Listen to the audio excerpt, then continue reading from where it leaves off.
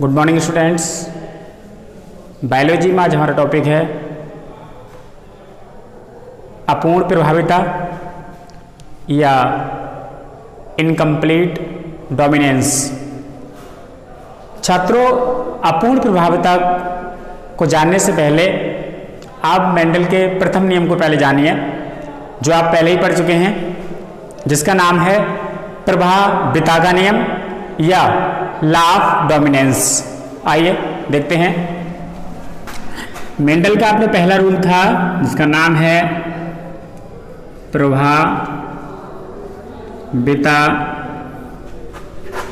का नियम या लॉ ऑफ डोमिनेंस। छात्रों, इस रूल में आपने जाना था कि जब हम दो विरोधी लक्षणों वाले पौधों के बीच संकरण कराते हैं तो F1 पीढ़ी में केवल एक लक्षण ही प्रदर्शित होता है और दूसरा लक्षण छिप जाता है। जो लक्षण प्रदर्शित होता है उसे प्रभावी लक्षण कहते हैं और जो छिप जाता है उसे अप्रभावी लक्षण कहते हैं। इसका आपने एग्जाम्पल भी लिया था, देखते हैं बोर्ड पे। आपने इसका एग्जाम्पल लिया था कि जब हम शुद्ध लंबे और शुद्ध बौने पौधों के बीच क्रॉस कराते हैं। ये कैपिटल टी लंबे पौधे हैं और ये स्मॉल टी बौने पौधे हैं। बौने पौधे के बीच क्रॉस कराते हैं। जब ये क्रॉस कराएंगे तो सबसे पहले अर्धसूत्री विभाजन द्वारा गैमेट्स बनेंगे। तो एक गैमेट देखिए कैपिटल टी ये बन गया और इस प्रकार से दूसरा गैमेट्स ये बन गया। इसी प्रकार से यहाँ देखेंगे ये भी गैमेट्स बनेंगे ऐसे, और इन गैमेट्स का आपस में संयोजन होगा, फ्यूजन होगा। तो देखेंगे कैपिटल टी स्मॉल टी, ये गैमेट्स हो सकता है इस वाले गैमेट से फ्यूज हो जाए तो भी कैपिटल टी स्मॉल टी, और ये इससे तो कैपिटल टी स्मॉल टी, वही ये इसके साथ तो कैपिटल टी स्मॉल टी। यहां पर ये हमारे जनक हैं, पेरेंट्स हैं, पेरेंट्स प्लांट्स हैं, ये गैमेट्स हैं, युग्मक हैं गैमेट्स, और ये हमारी F1 जनरेशन है, F1 पीढ़ी है। तो आपने जाना था इस रूल में, लॉ ऑफ डोमिनेंस में, कि जब हम लंबे और बौने पौधों के बीच क्रॉस कराते हैं तो F1 पीढ़ी में केवल एक लक्षण ही प्रदर्शित होता है और दूसरा लक्षण छिप जाता है। जो लक्षण प्रदर्शित होता है उसे हम प्रभावी लक्षण कहते हैं। यहां पर देख रहे हैं ये कैपिटल टी जो है वो लंबेपन का कारक है और यहां पर स्मॉल टी बौनेपन का कारक है। तो ये लंबेपन का कारक कैपिटल टी स्मॉल टी के ऊपर प्रभावी है। इसके गुणों को, इसकी वजह से इसके गुण दिखाई नहीं देते हैं, छिप जाते हैं। तो F1 पीढ़ी में ये सभी विषम युग्मजी लंबे पौधे प्राप्त होंगे। वहीं पर आप देखेंगे ये वाली हेडिंग जो पढ़ेंगे अपूर्ण प्रभाविता, जस्ट इसका उल्टा है। मतलब यहाँ है प्रभावी होने का नियम और यहाँ है आधे प्रभावी होने का नियम। मतलब अपूर्ण प्रभाविता, प्रभाविता आधा है लेकिन अपूर्ण है, आधी है, यानी इनकम्प्लीट डोमिनेंस। यहाँ है डोमिनेंस, यहाँ है इनकम्प्लीट डोमिनेंस। तो आइए पढ़ते हैं अपूर्ण प्रभाविता को।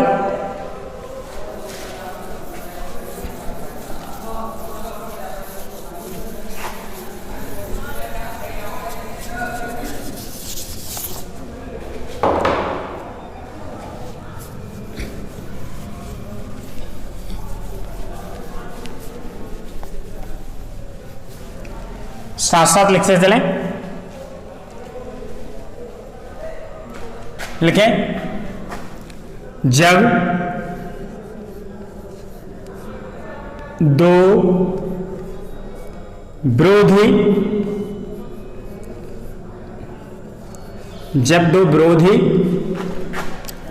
लक्षणों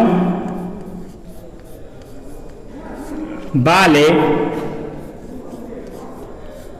पौधों के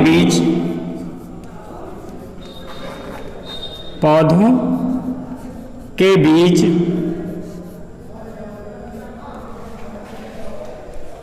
संकरण कराया जाता है।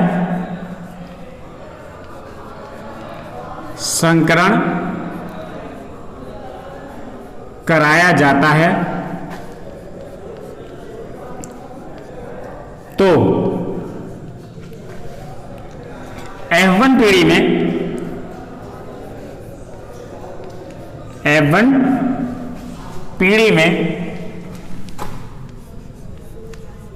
में इन लक्षणों का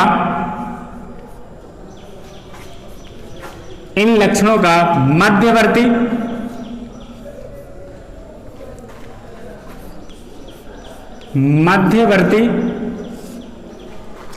लक्षण प्रकट होता है। मध्यवर्ती लक्षण प्रकट होता है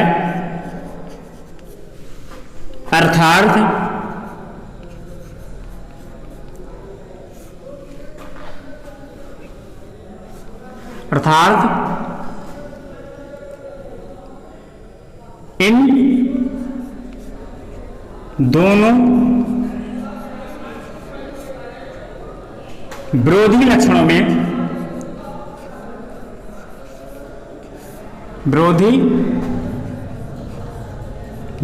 में से इन दोनों विरोधी लक्षणों में से कोई एक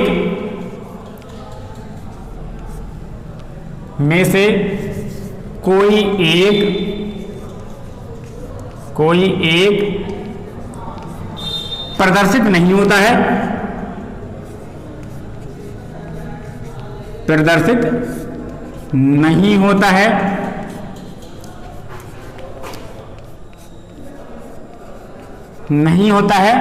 अर्थात इन दोनों विरोधी लक्षणों में से कोई एक लक्षण प्रदर्शित नहीं होता है, बल्कि दोनों लक्षण प्रकट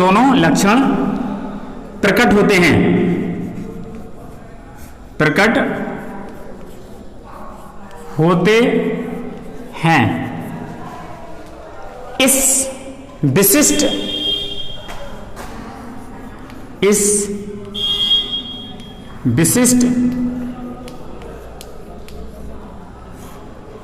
या इस विशिष्टता को ही अपूर्ण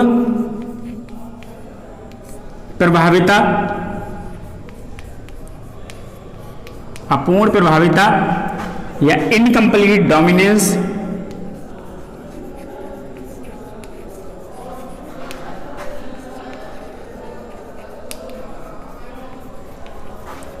कहते हैं।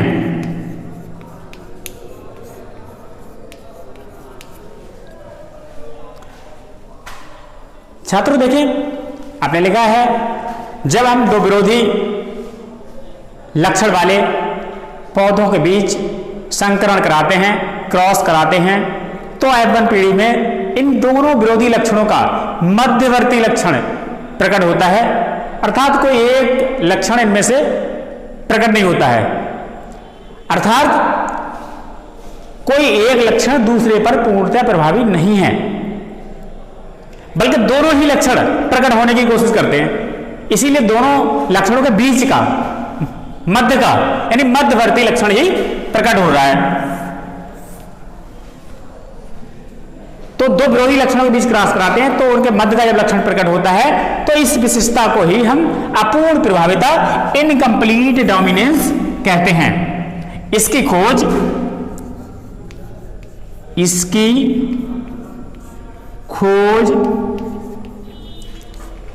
कार्ल कोरेंस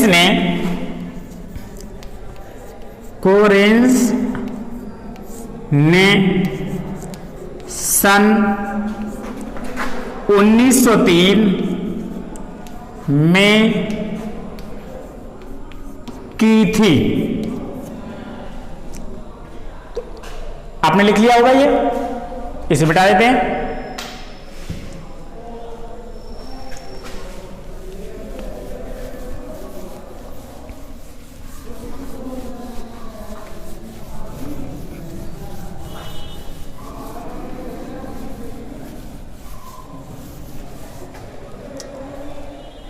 छात्रों आइए इसको एग्जाम्पल के थ्रू समझते हैं। एक एग्जाम्पल लेते हैं जिसके थ्रू समझेंगे, साथ साथ लिखते चलें। लिखिए, जब गुलाबाज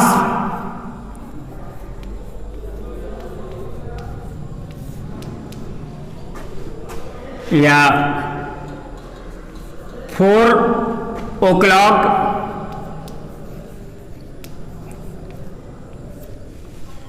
या मीराबिलिस जलापा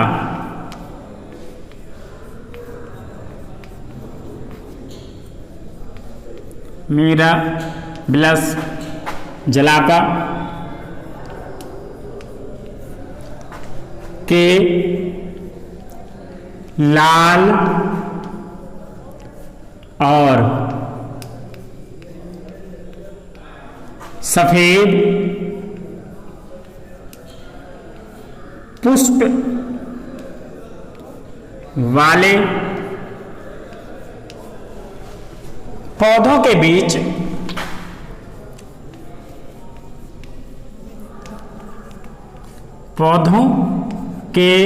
बीच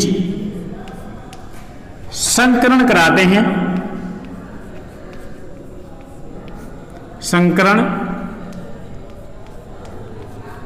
कराते हैं तो F1 पीढ़ी में सभी गुलाबी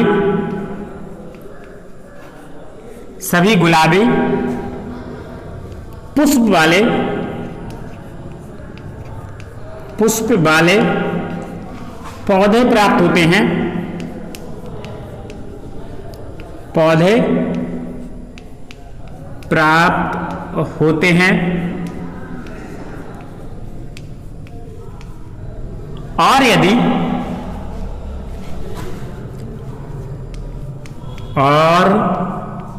यदि इन F1 पीढ़ी के पौधों के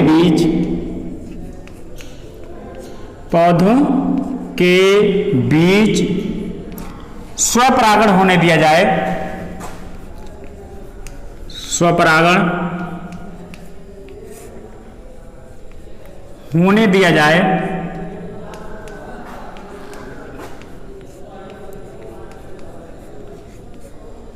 तो F2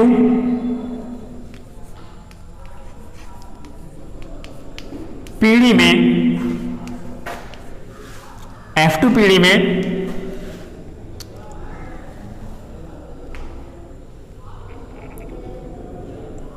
1:2:1 का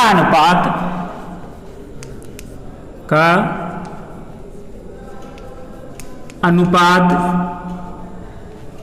प्राप्त होता है। अपूर्ण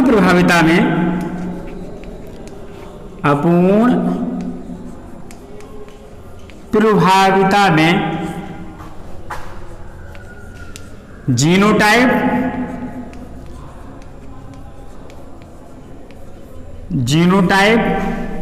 तथा फिनोटाइप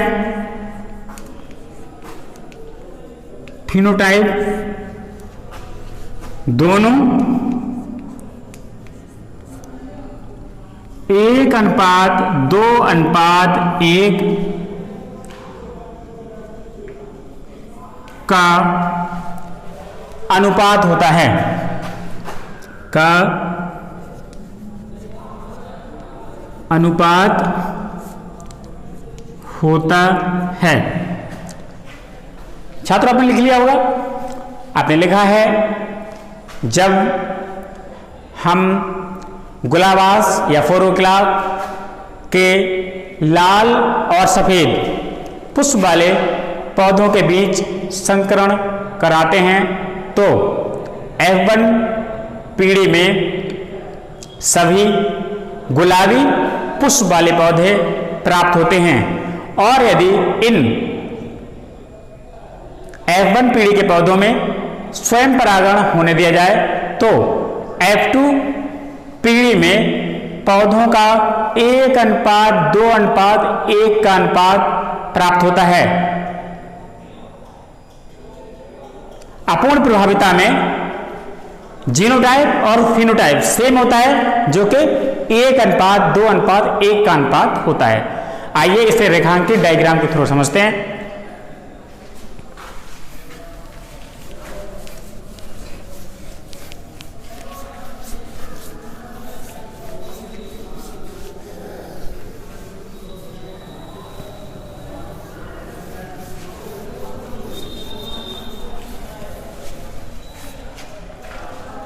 साथ ही साथ बनाते चलेंगे। देखिए यहां पर ये कैपिटल R है, ये लाल पुष्प वाले पौधे हैं। कैपिटल R जो रिप्रेजेंट कर रहा है वो गुलाबास के लाल पौधों के लिए रिप्रेजेंट कर रहा है। वहीं स्मॉल r जो है सफेद पुष्प वाले पौधों के लिए है, सफेद पुष्प वाले पौधे हैं।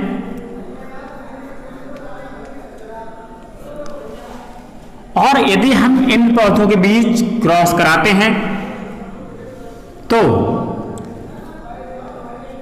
यहां पर इस टाइप के युग्म बनेंगे, यहां पर स्मॉल r प्रकार के युग्म बनेंगे। ठीक है, चूंकि होमो गैमेटिक दोनों ही प्लांट हैं, लाल पुष्प वाले सफेद पुष्प वाले। अब इनमें गैमेट बनेंगे तो सेम प्रकार के बनेंगे, और ये मान लो गैमेट संयोग करते हैं, आपस में संयुग्मित होते हैं, संलयन करते हैं, फ्यूज होते हैं, तो जो जीवनी संरचना प्राप्त होगी वो आपको कैपिटल R और स्मॉल r होगी। यानी कि ये हमारा पौधा मिला, ये है गुलाबी पुष्प वाला, गुलाबी पुष्प वाला। ये F1 जनरेशन हो गई, F1 जनरेशन के पौधे हो गए। ये गैमेट्स हैं, गैमेट्स, और ये हमारे पेरेंट्स हैं, जनक पौधे हैं।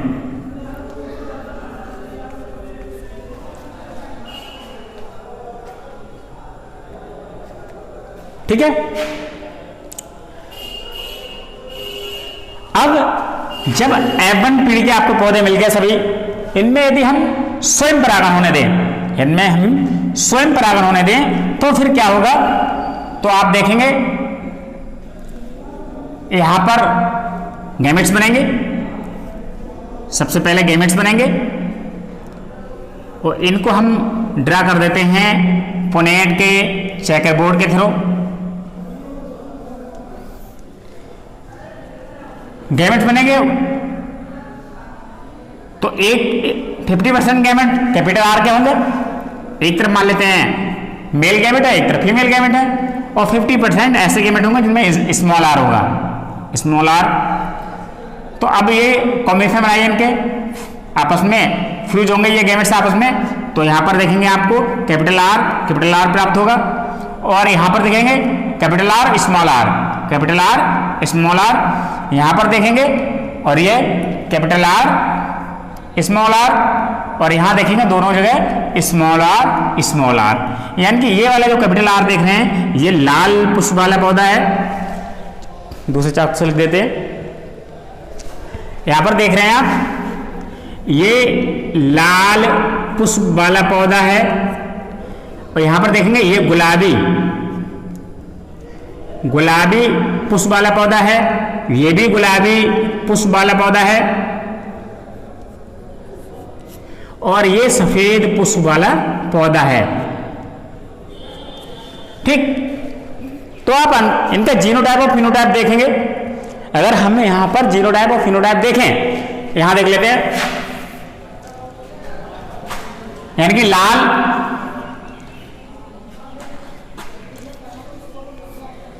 पुष्प वाले पौधे और गुलाबी पुष्प वाले पौधे और सफेद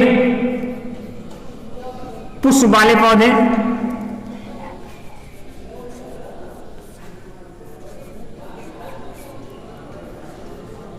इनका जो रेशियो मिल रहा है आप 1:2:1 का अनुपात मिल रहा है।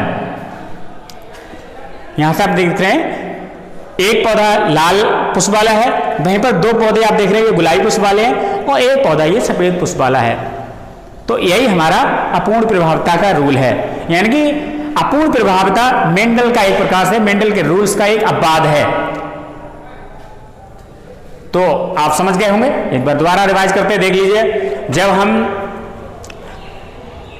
गुलाबास के लाल और सफेद पुष्प वाले पौधों के बीच क्रॉस कराते हैं, संकरण कराते हैं, तो F1 पीढ़ी में सभी गुलाबी रंग वाले पौधे प्राप्त होते हैं। और यदि इन गुलाबी पुष्प वाले पौधे या F1 पुष्प वाले पौधों के बीच सेल्फ पॉलिनेशन होने दिया जाए तो हमें F2 पीढ़ी की संतानें प्राप्त होती हैं, जिसमें पौधों का अनुपात जो होता है वो 1:2:1 का होता है। यानी कि अपूर्ण प्रभावता में जीनोटाइप और फिनोटाइप सेम होता है, जो कि 1:2:1 का होता है। ये आप देख रहे हैं, ये F2 जनरेशन है, F2 जनरेशन के पौधे हैं। थैंक यू छात्रों, इस वीडियो में इतना ही। आई होप आपको अच्छे समझ में आ गया होगा।